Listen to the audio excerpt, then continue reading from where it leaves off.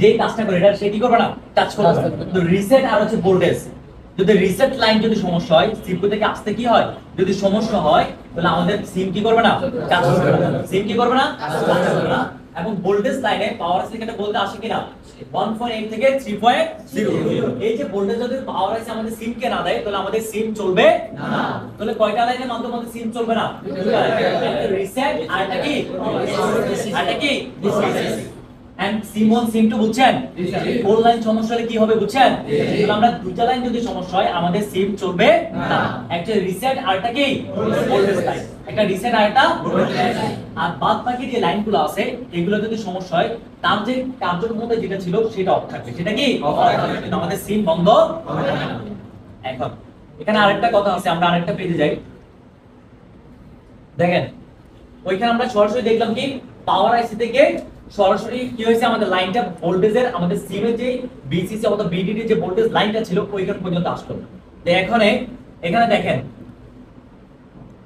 যখন ওই পাওয়ার আইসি থেকে একটা ভোল্টেজ আসে, ধর পাওয়ার আইসি থেকে একটা ভোল্টেজ আসে কিনা আমাদের বিসিমে আসে না, আসে কিনা। এখন আগের যে মডেলগুলো ছিল ওই মডেলে কিন্তু সরাসরি পাওয়ার আইসি থেকে একটা লাইন সরাসরি আমাদের কোথায় ভোল্টেজ আমাদের সিমের যে ভোল্টেজ যে লাইনটা আছে ওইখান পর্যন্ত আসে, ওইখান পর্যন্ত কি আসে। এখন যে বর্তমান যে ফোনগুলো বা ফ্ল্যাগশিপ ফোন বা এখন আপডেট যেগুলো আছে এগুলো একটা আইসির মাধ্যমে হয়ে আসে, কিসের মাধ্যমে, আইসির মাধ্যমে হয়ে আসে। এখন আগে কি হতো, সরাসরি ভোল্টেজ লাইনটা সরাসরি আমাদের কোথায় যেত, আমাদের সিমের যে বিসিমটা আছে বা আমাদের যে ভোল্টেজ যে লাইনটা আছে ওইখান পর্যন্ত আসে। এখন বর্তমান যে ফোনগুলো আছে এগুলো কি করে, এগুলো আগে একটা এনএফসি আইসি হয়ে তারপরে আমাদের ভোল্টেজ সিমে আসে, আরেকটা আইসি হয়ে আসে। এটা হচ্ছে ওল্ড মানে এলডিও মানে কি ওল্ড যে মডেল বা মোবাইলগুলো ছিল ওইগুলোতে কি হইতো, সরাসরি লাইনটা আমাদের কোথায় হতো, সিমের যে ভোল্টেজ লাইন ওখানে পর্যন্ত চলে আসতো। এখন যে বর্তমান যেগুলা, এখন দেখি বর্তমান যেগুলা এগুলা কি একটা আইসি হয়ে আসে, একটা কি আইসি হয়ে আসে, একটা এনএফসি আইসি, কি আইসি, এনএফসি আইসি। এখন আগে যেটা আইতো আইসি থাকতো না, কোনো সমস্যা হতো না, সরাসরি লাইনটা চলে যেত বা কোনো কম্পোনেন্ট হয়ে আইতো, ওই কম্পোনেন্ট গুলো সমস্যা হইতো তাহলে আমরা ওইগুলো কি ঠিক করে দিলে আমাদের কি হতো, সলভ হয়ে যেত।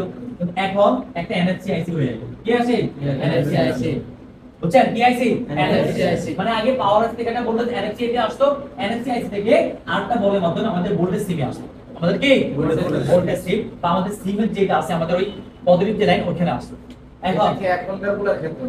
এখন যে বর্তমান যেগুলো আছে এগুলোর ক্ষেত্রে বুঝছেন, এখন বর্তমান যে ফোনগুলো অথবা বর্তমান হোক আগের হোক সেটা কোনো ব্যাপার না, আমাদের বিষয় দেখতে হবে যখন আমরা সিমে আমরা যখন পাওয়ার একটা লাইন ভোল্টেজ সিম পর্যন্ত আসবে কিনা, আসবে না, আসার ক্ষেত্রে যদি কোনো আইসি হয়ে আসে ওইটা এনএফসি আইসি মানে একটা আইসির মাধ্যমে আসে।